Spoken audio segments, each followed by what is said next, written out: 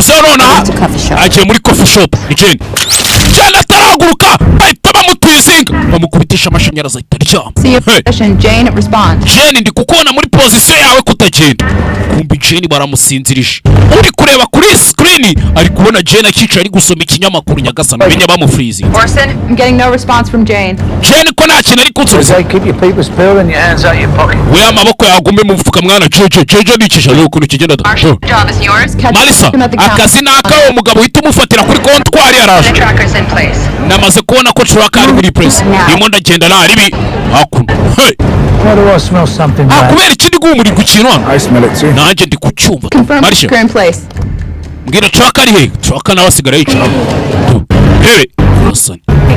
Tracker nayo bamukomye. Marsha. Firm tracker in place. Watubwiye Trash ari he? I get the feeling we're not the only team in town. Kubera ikiri ko ndi kwimvamo